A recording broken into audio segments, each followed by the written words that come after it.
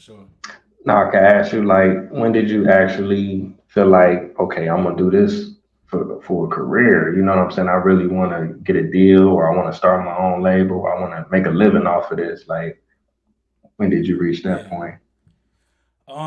When I was in high school, is when I had like you know, we were really just doing music for fun. I had a crew of people around us, and we were all just, I had built a small little studio in my place, and we were all just kind of like, we had, I wouldn't say pipe dreams, but we had dreams of just being in the game. I never really wanted to be the artist.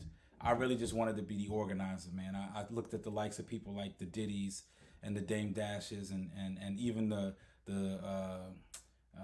Birdmans and the Master P's at that time, because this was around '99, and you would see these people come out with these crews of rappers like Cash Money, No Limit, Bad Boy, um, and I think what happened is that having like all of these artists around me and writing, I always contributed my part, and eventually you start contributing your part, and people start coming around and being like, "Yo, you're actually really good at what you're doing. You should pay more attention to being an artist." And I think it took one person sitting me down saying, "Hey, um, we appreciate the fact that you know all there is to know about music, but if you just took one focus and focused on one thing, then maybe let us help you on the other side, and we can see if we can make some things shake with your career."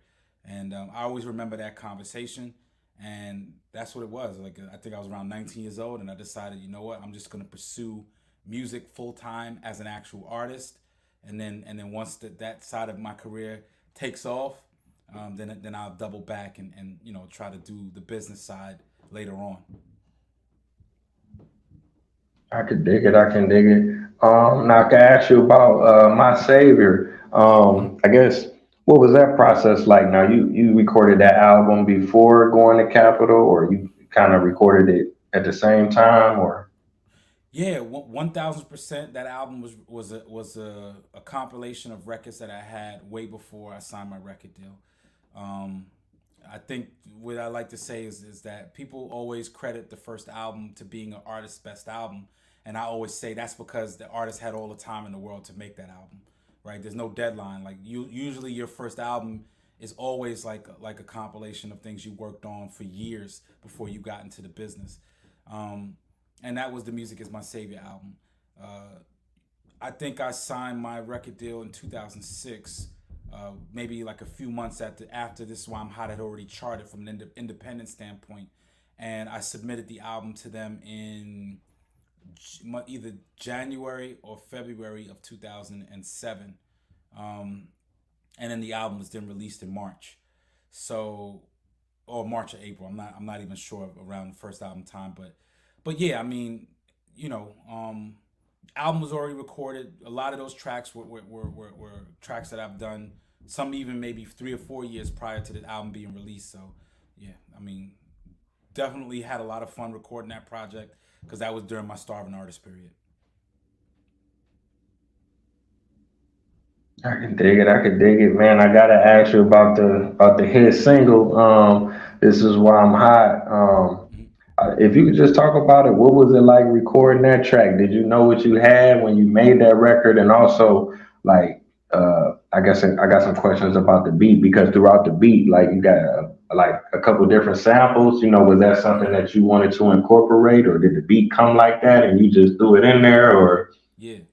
Yeah, so first off, This Is Why I'm Hot was a record that when I originally did it, myself and a friend of mine who's also my manager at the time, his name is Chris Fields, he came to my apartment, he brought a beat CD. And on the beat CD, it had these really like Southern influence tracks, I like to call them, like Southern style influence records. And me being a New York artist, like my first attempt at the records was to listen to these Southern style beats and then over rap them, right? Like add make it as lyrical as I can, because at that time I don't know who was really thinking in that realm of like, let's take a Southern beat and just let's like be super duper lyrical on it. Um, and that was my approach, and started like writing and penning some stuff to it. And I remember even cracking a joke and saying something like, "Man, I'm overthinking it, right? Like let me just I should just freestyle it. And I remember, the first thing that came out my mouth was this is why I'm hot. And when you're an artist and you're in the studio, especially you trying to catch a groove, you usually close your eyes and your mind let your mind go, and if you listen to the lyrics of the hook, it goes, this is why I'm hot, this is why I'm hot, this is why I'm hot. And it's remnant of a person who's basically just trying to catch the groove of the beat, just to see what he wants to say. And it ended up sticking in my mind. I'm like, yo, that's the hook. Like that's it right there. As simple as it is, that's the hook. I'm hot cause I'm fly. You ain't cause you not. This is why. This is why. This is why I'm hot. So I came up with the concept of the actual lyrics before the production, and I recorded it on one of the beats that my manager at the time had, and another acquaintance of mine, his name is Wes, a friend of my family's, and also he was managing a producer at the time. He came to my apartment where I was living at and was like, "Yo, what you working on?" And I played the record for him. He was like, "Yo, that sounds cool, but give me the acapella. I think that the beat needs to be better." And he actually took the acapella and sent it down to who would then be the producer for a lot of the album. And I was already working with him as well. His name is DJ Blackout. And Blackout was the one, because he's an actual DJ and a producer. He decided that when I did the roll call on all of the areas and the names that I dropped, that he was going to actually incorporate all these different samples. So we sampled Mob Deep Shook One. We sampled E40, Tell Me When to Go. We sampled Jesus Walks, and also Nothing But a G Thing. So four monster records that got sampled in that album, and and it helped. It made it what it was. It made it something that DJs could actually support because they heard all of those samples being flipped throughout the record.